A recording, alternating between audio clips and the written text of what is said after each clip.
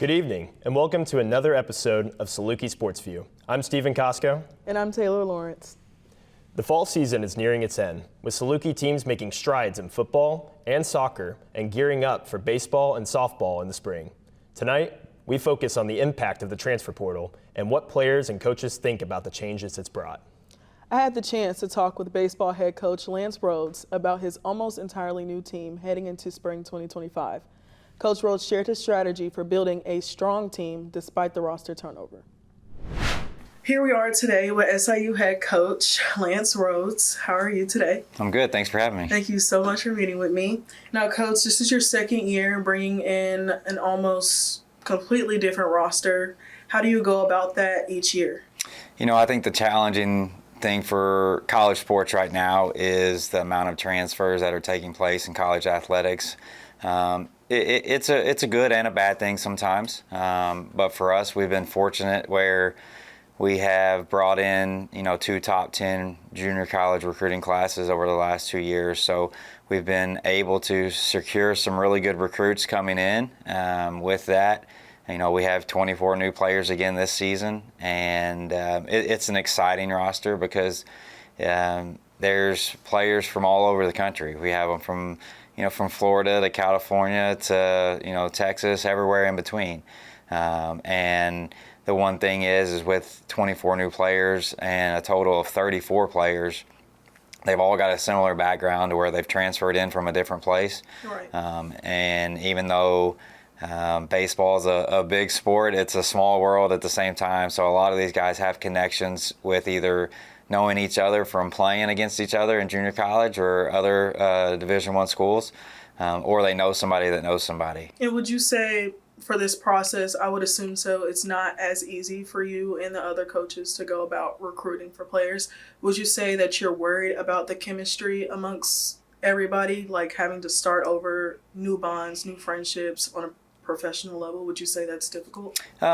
I definitely think that is the big concern when you bring in a huge recruiting class is how do you get this team to come together as one unit? Right. And the nice thing for baseball is we don't play until the spring. Yeah. So we have that time in the fall to get our guys together, whether that's just on the practice field, in the weight room, team activities outside of the playing field and things like that. And then we kind of get a little bit of to see how we are doing in those aspects whenever we get to play 2 fall games at the end that don't count towards your win or loss. So you can kind of put everything in that you want to in the fall and see how the team's coming together, and then kind of test it at the end of the fall, and then get back to work in the winter and early spring before you get going where it really counts. So I do think it's a challenge, but the good thing for us is we have time on our side. And back in August, that's when you guys met as a team for the first time and you guys started your fall practice. Would you say that you have a coaching philosophy that you communicate with the team? If so, how do you communicate that? I think for us, every single time we meet in August, we have a what we call standards that we want our program to be about. Not necessarily like a set of strict rules, but just standards, what we call championship standards, off the field, in the classroom, on the baseball field. And, we just want to treat our kids, like grown adults, even though they're sometimes kids coming into your program.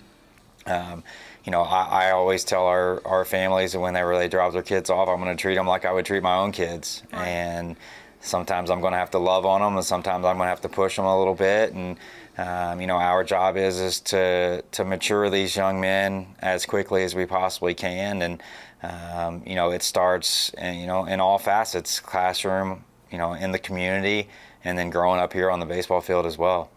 Would you say that this is a different team that you worked with in the past? This is completely different? Yeah, I think every team is different.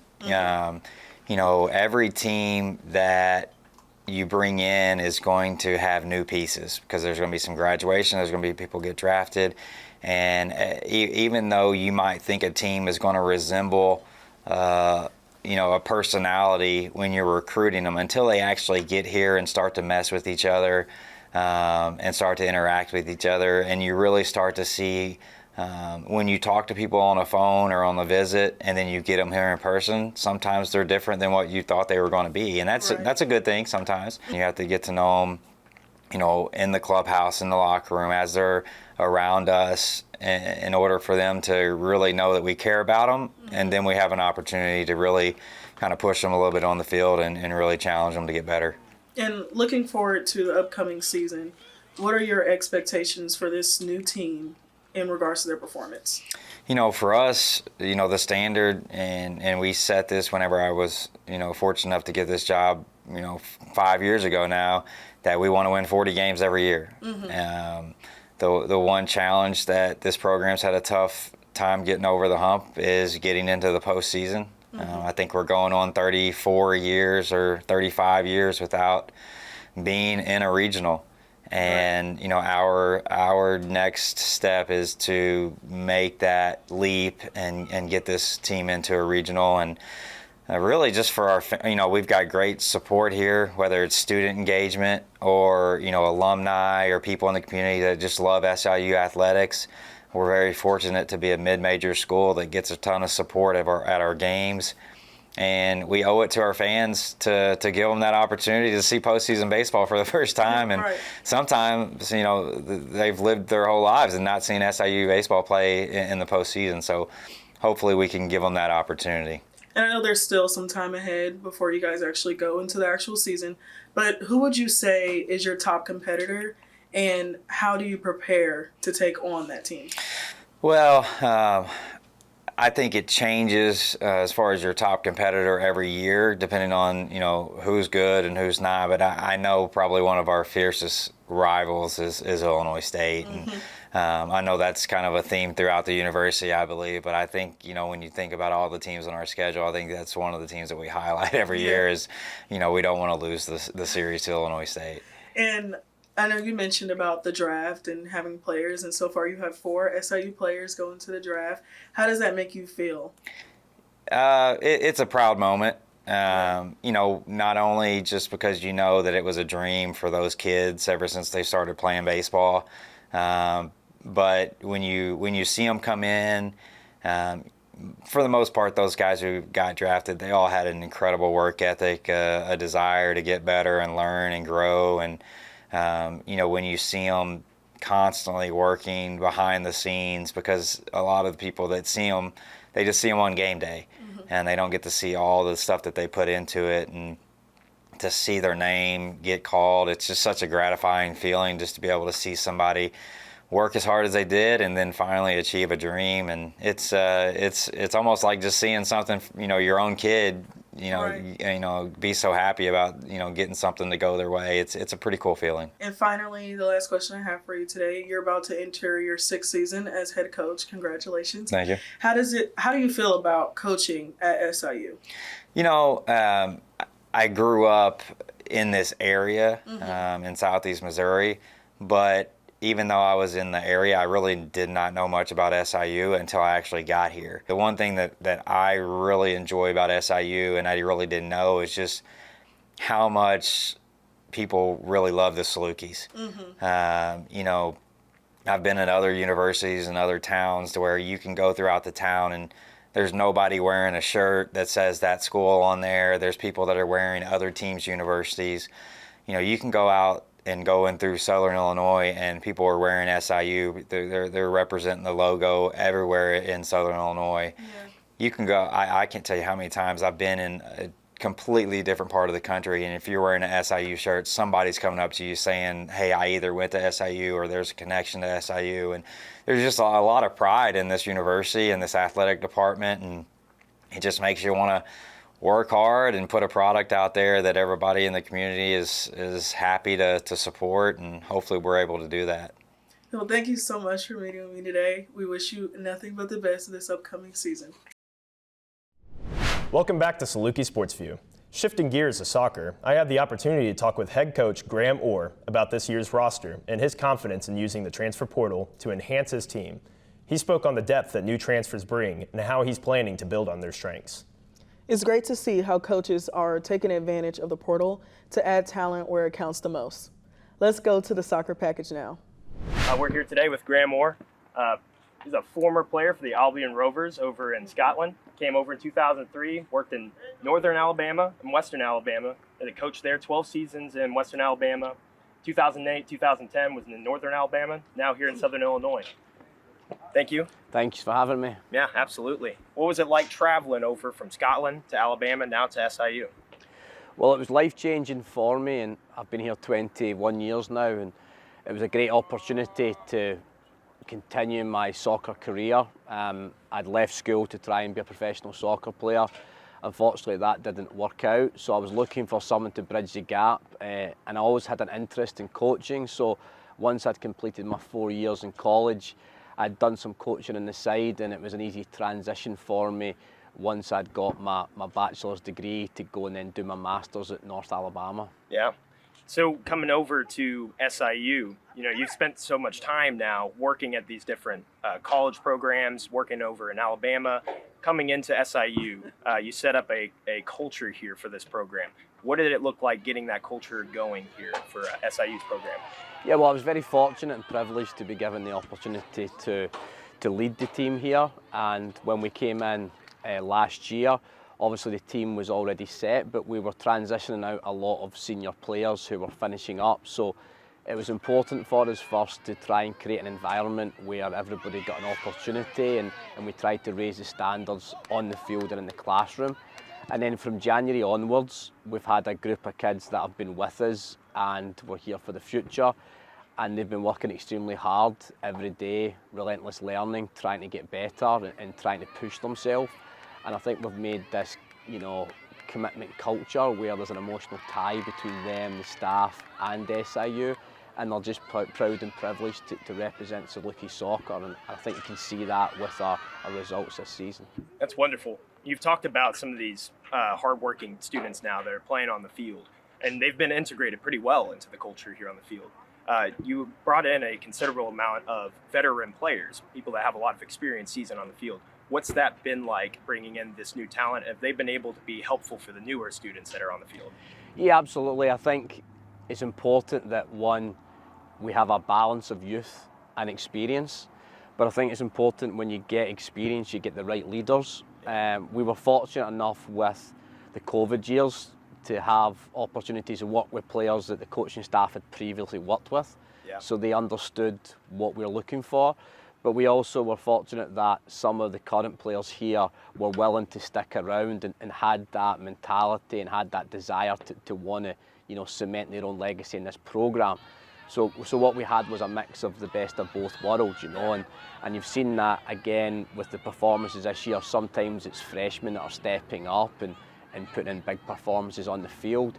Sometimes it's the experience of the fifth-year ones that have been through it before and know when to kind of ride the storm. Yeah. And that's definitely been, something that I think is led to our success at this point. Absolutely. So this is your second year here now. You had a full off season now to work with and train, develop these players that are on the field. What was that like, having that off season, and does that help out a whole lot when you're coming into the sport? Yeah, you need time to work with any group. It doesn't matter what you're doing in life. I think, the more time you get, you can build that commitment culture, right? And you can build the standards of what you're looking for. It's easy for me to stand up in a room and say, we're going to want to do X, Y, Z, but then you need to see the fruits of your labour. And definitely, as we speak about from January onwards, we spoke about the analogy of we're on a marathon, and we're now coming to kind of that end part of the marathon for this year. So I think it's important to revisit that and make sure that not all the time your results show the success you've had, so that we can tick off little goals and objectives that we've made to build the kids' confidence and build the kids' resilience. Yeah. Because, in soccer you can play a great game and sometimes come out on the losing side. Right. So we need to make sure we understand that, especially when we go into this last part of the 5 games in the conference and the post-season, because it's about, how can we beat the opponent on the day and survive each game. Yeah. And I think it's proving in results right now. I mean, this team is shaping up to be one of the best in the program's history. And looking at this team now, are you proud to have such a strong team? What does that feel like to have such a strong team? Well, to me, it's about every game at a time, right?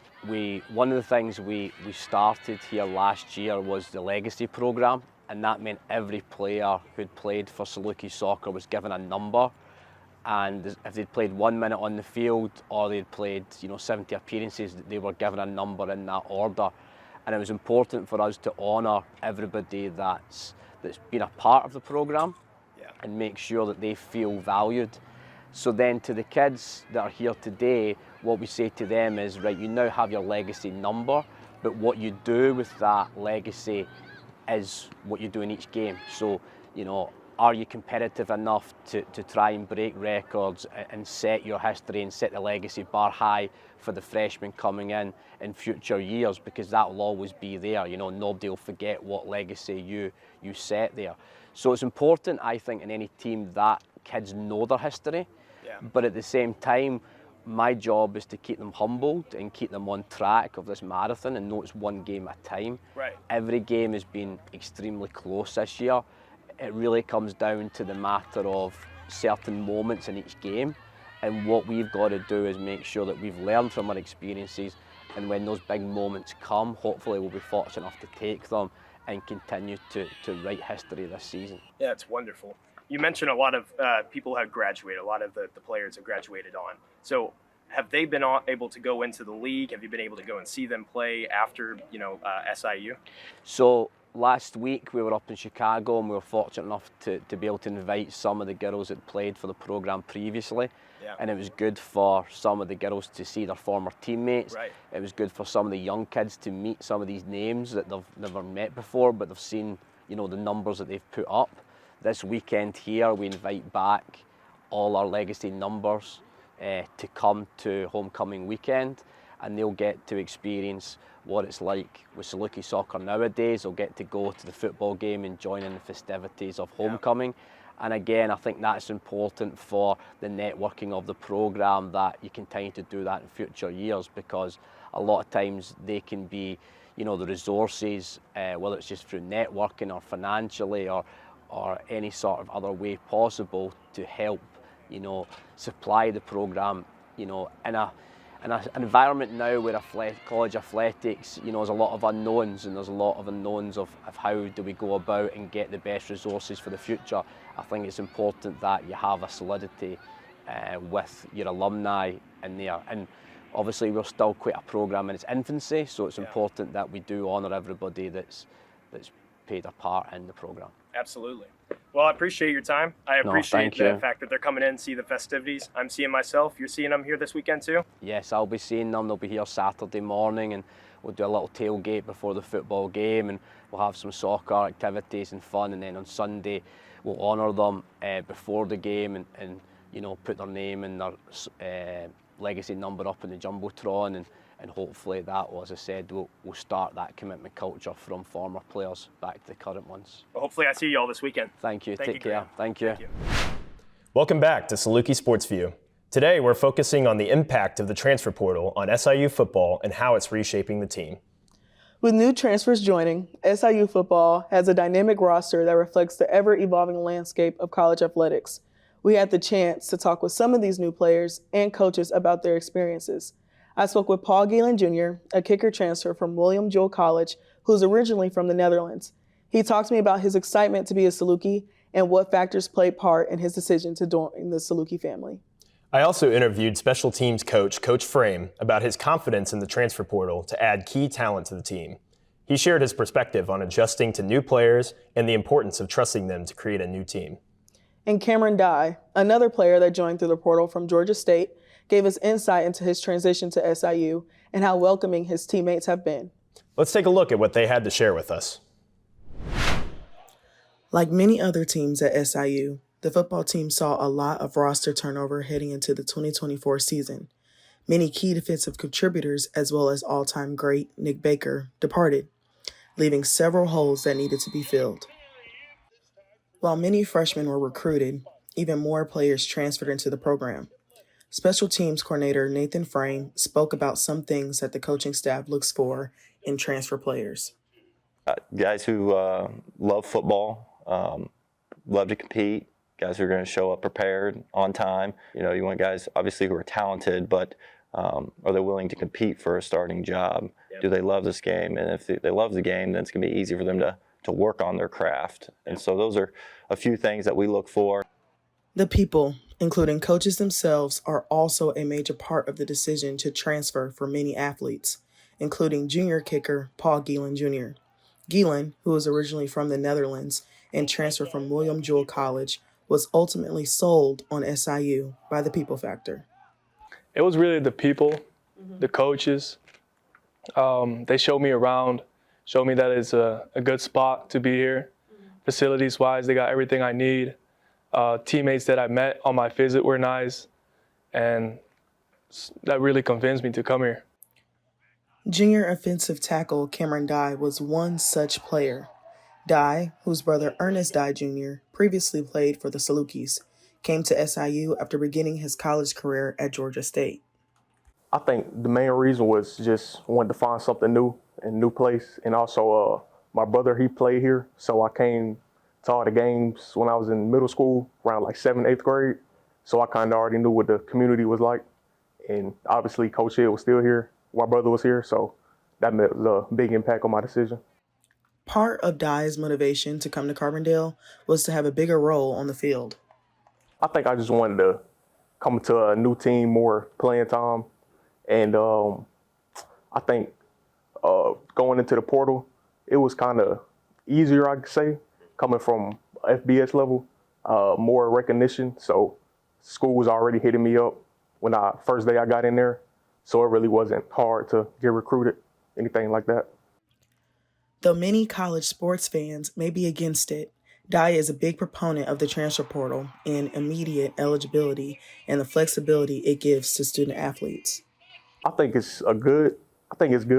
Obviously, some people use it for other reasons, but I think it's good to just go in there, and if you want to find a new place to be, just good to get in. From Saluki Sportsview, I'm Taylor Lawrence. And finally, we turn to Saluki softball. I recently spoke with the softball coach, Jen Sewell, about her approach to the transfer portal as her team prepares for spring. After playing a few fall games, she shared how the portal has impacted her roster positively with some challenges. Today, our guest is Miss Jen Sewell. Thank you for joining us today. Good morning. Yeah, it's good to be here. It's good having you. So going into this, I've kind of seen a little bit of your background. You got a decorated background up to this point. It seems that you have been on the coaching staff for the softball team since 2008, gone into the postseason, CAA postseason 5 times up to this point, won 30 games, 13 times in a row, crazy, 13 times. And MVC has been 4 times. You've been head coach since 2022, and 2 of those MVC titles had came from the past 2 years. So what are the plans for 2025? Well, it's always very interesting because, every year we graduate, recruit, rebuild, reset. I think for 25, I think it's going to be interesting. People are mostly looking at us to see what the mound looks like this year with a couple of graduations and losses to the transfer portal. I think we have a couple of big-time additions out of the portal. So every year, sort of the standard for us is get right back in it and be at the top of the league. So yeah. So going right back into the top of the league, we have some players that have been on the team, been doing very well, especially pitchers. Yeah. And I see that there's 12 new players that came into the team. Right. What did it look like bringing in new talent to the softball team? Yeah, it's always interesting. We're starting to experience the trend that everybody else has been experiencing in the transfer portal. We've been able to hang on to our highlight players like a Jackie Liss and Emma Austin, those Anna Carter, those types of players. And sort of build around, much like the basketball programs have been doing, the football programs, build around our losses, graduation. Yeah. So you'll see players like Mac Newcomb on the roster this year, Sanford transfer. You're going to see a Moorhead State transfer in Emily Williams, SIUE, and Austin P also transferring sort of up into our conference. And I think those are going to be impact players. It's just always interesting with 12 newcomers. The freshmen are going to be freshmen, and you have to be patient. But the newcomers are normally ready to go, and that's what we're seeing. So we're trying to blend returners and newcomers right now, and that's what the off season is for. You got to spend a lot of time together. Yeah, but they're looking ready to go at this point. Yeah, I think anytime you have time, that's why we completed, I think, the 8 games. We get a small championship season, I would say. We completed what we call the 20-hour week very quickly. Wanted to get that over with and get onward to the developmental phase of this. Part of that is the chemistry phase of this program. Yeah. So we've been sort of doing some things one-on-one, training in small groups, training in the bullpen, and then you and I talked off air about just training in the morning together when it's cold and dark and the weather's not perfect. Right. Because you're going to have to be together January to June, hopefully. Yeah. So we're starting to blend each other, trying to figure out each other's personality. Build that team up. Yeah. That makes sense. Specifically focused on the pitchers. I know that there are some core pitchers that have moved on, transferred or gone to new schools. How are the pitchers looking now for the new team? Yeah, I think the 3 freshmen are 3 freshmen. We got what we thought we would get out of those players. They're going to miss and they're going to make sometimes. Yeah. And they have to learn that each level up requires a new effort, a new training schedule. So the 3 freshmen will be ready to go. It's just that we'll have to be patient with them. Yeah. Kiana McDowell came back a different human, so we're very excited about her. Didn't pitch a lot last year due to the, I think, experience more than anything ahead of her. Yeah. So you'll see her. I think she's going to become a big name. And then Mac Newcomb, I think, is always ready to go. She has 1 year to sort of put her stamp on the Valley. So we didn't pitch her a lot this fall. Just wanted her to kind of settle into the program. She's sort of your hardened veteran. So just want to keep her healthy. And she'll see a lot of Friday night starts, a lot of Sunday starts. And then the rest can be sort of pieced together with the other 4, and in that time period, they're going to get themselves ready to go and experience a lot of starts. So. And you're talking about those veteran players. So how do you retain these veteran players? How do you retain people throughout their career here at SIU? Well, I think we're lucky in the fact that we have a lot of resources here. Power 4 conferences typically can't out-resource us, so that is one big key. I think chemistry-wise, we're good. People enjoy playing here. They enjoy the championship level that we play. They enjoy the schedule that we play. Yeah. So they're not feeling like they're missing out on a lot by not going into a Power 4 conference. We do have a little bit of NIL going on. We've experienced that and been able to show some players like, hey, this community really appreciates the work that you're doing here. And obviously, we're not involved in that typically as coaches. And sort of as the payment plan evolves in the NCAA, we're still trying to figure out what can you pay them, what are some of the things they can do. But I think at the core of the program is championship level play and a lot of really great chemistry. Yeah. And for a player like a Jackie Liss, like we talked about, they're not far from here in terms of hometowns. So their families get to see them, but they also get to see them play in NCAA regional finals against LSU. They're going to see games this fall against Auburn, Mississippi State, Wisconsin, Purdue. So we're not missing out on a lot of those games that the Power 4 conferences see. That makes sense. These new players have some talent coming in. We're excited to see it. 2025 will be awesome. Thank you for joining us today and appreciate your time. Yeah. We would like to thank all of our coaches and players for sharing their insights into this season's transition and the impact of the transfer portal. I agree with you, Stephen. It's been great hearing how the portal is shaping Saluki sports and seeing all the new talent across our teams. That wraps up this episode of Saluki Sports View. I'm Stephen Costco. And I'm Taylor Lawrence. Until next time, Go Dogs.